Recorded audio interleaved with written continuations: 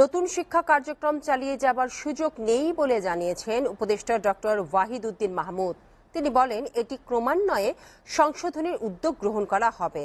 আর অর্থ ও বাণিজ্য উপদেষ্টা ডক্টর সালেউদ্দিন আহমেদ বলেন, নিত্যপণ্যের দাম সহনীয় রাখতে ডলারের দাম কমাতে উদ্যোগ নেওয়া হয়েছে। অতি প্রয়োজনীয় পণ্য ছাড়া অন্য কিছু আমদানির অনুমতি দেবে না সরকার। এদিকে দ্রুততম সময়ের মধ্যে মেট্রো রেল চালু করা হবে বলে জানিয়েছে সড়ক পরিবহন উপদেষ্টা মোহাম্মদ ফাউজুল কবির খান। সচিবালয়ে গণমাধ্যম কর্মীদের এসব কথা বলেন তারা। মিজান আহমেদের একটি প্রতিবেদন। শিক্ষাবিদদের অভিযোগ, গেল ১.৫ দশকে পাশের হার বাড়াতে গিয়ে শিক্ষা খাতে হয়েছে নানা রকম এক্সপেরিমেন্ট।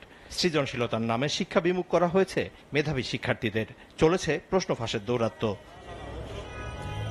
এমন বাস্তবতায় শিক্ষা মন্ত্রণালয়ের দায়িত্ব নিলেন অন্তর্বর্তী সরকারের শিক্ষা উপদেষ্টা ডক্টর ওয়াহিদুদ্দিন মাহমুদ। দায়িত্ব গ্রহণের পর সচিবালয় গণমাধ্যম কর্মীদের কাছে চলমান শিক্ষাক্রম বাতিলের ইঙ্গিত দেন তিনি। এটা তো বহুদিন ধরে এখানে অনেক অনিয়ম, দুর্নীতি, রাজনীতিকরণ হয়েছে।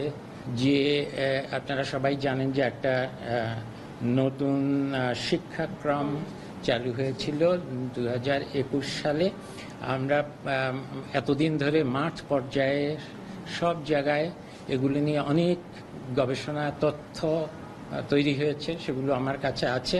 যেটা তৈরি করা হয়েছে এটা বাস্তবায়ন করা খুবই কঠিন বর্তমান পর্যায়ে আমাদের যে শিক্ষক আছে তা দিয়ে, এবং এটা যে আমাদের দেশের জন্য সর্বক্ষেত্রে উপযোগী তাও আমরা মনে করছি না। এদিকে অর্থ মন্ত্রণালয়ে নিত্যপণ্যের ঊর্ধ্বগতি রুখতে নিজ সরকারের ভাবনার কথা জানান অর্থ ও বাণিজ্য উপদেষ্টা। আপনারা অনেক সময় বলেন ইম্পোর্টেড ইনফ্লেশন, এইগুলো আমরা সজাগ আছি। যতটুকু সম্ভব আমদানি, অত্যাবশ্যক আমদানি করতে হবে।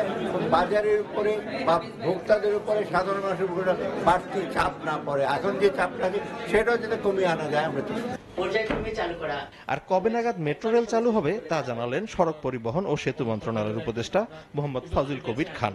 অ্যাডমিনিস্ট্রেটিভ একটা ভ্যাকুয়াম ছিল, যেহেতু সরকার পরিবর্তন হয়েছে, মেট্রো রেলের বোর্ডের কিছু প্রতিনিধি ছিল, সেগুলো পরিবর্তন করা দরকার ছিল।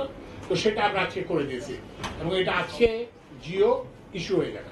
তারপরে ওনাদের ওই যে লাইন টেস্টিং এর একটু, কারণ ওরা তো কর্মবিরতি করতে, এটাতে একটু টাইম লাগবে। তা আমরা সর্বোচ্চ 7 দিনের মধ্যে মেট্রো রেল চালু করার এলিভেটেড এক্সপ্রেসওয়ে চালুর নির্দেশনা দেওয়া হয়েছে বলেও জানান সড়ক পরিবহন ও সেতু মন্ত্রণালয়ের এই উপদেষ্টা। মিজান আহমেদ, এসএটিভি, ঢাকা।